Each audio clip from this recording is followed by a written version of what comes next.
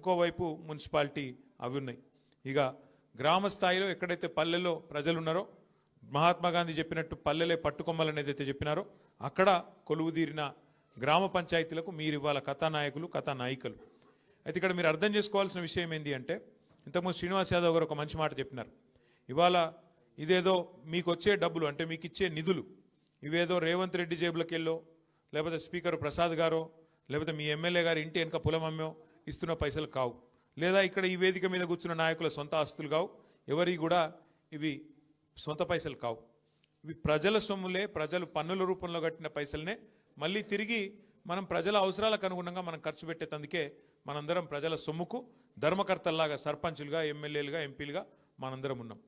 రాజ్యాంగంలో ఏం రాసినారు స్పష్టంగా అంటే, మీకు ఫైనాన్స్ కమిషన్ ద్వారా ఎక్కడ పల్లెల్లో ప్రజలు ఎంతమంది ఉన్నారు, పట్టణాల్లో ప్రజలు ఎంతమంది ఉన్నారు, దానికి అనుగుణంగా పల్లెల్లో ఎంతమంది ఉంటే దానికి అనుగుణంగా అన్ని డబ్బులు ఫైనాన్స్ కమిషన్ ద్వారా మీకు మంజూరైతాయి. అయితే ఫైనాన్స్ కమిషన్ ద్వారా వచ్చే పైసలు ఏవైతుంటాయో, ఉదాహరణకు రూపాయి వచ్చిందనుకోండి ఫైనాన్స్ కమిషన్ నుంచి, అందులో స్ట్రెయిట్గా గ్రామ పంచాయతీకి 85 పైసలు నేరుగా మీకు ఫైనాన్స్ కమిషన్ డబ్బులు మీకే వస్తాయి. ఒక 10 పైసలు మండల పరిషత్కు పోతాయి, 5 పైసలు మాత్రమే జిల్లా పరిషత్కు పోతాయి.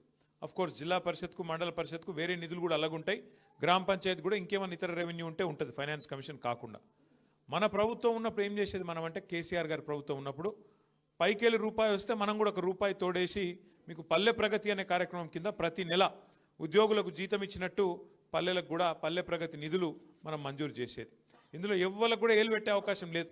సీదా సర్పంచ్ గారి ఖాతాలో, గ్రామ పంచాయతీ ఖాతాలో ఆ పైసలు వస్తాయి. నిన్న మొన్న నేను చూసిన ఒక్కో కాంగ్రెస్ ఎమ్మెల్యే మాట్లాడుతున్నాడు, నేను బీఆర్ఎస్ ఎమ్మెల్యేలకు, బీఆర్ఎస్ సర్పంచ్లకు ఇందిరమ్మ ఇండ్లు ఇయ్య అంటుండు.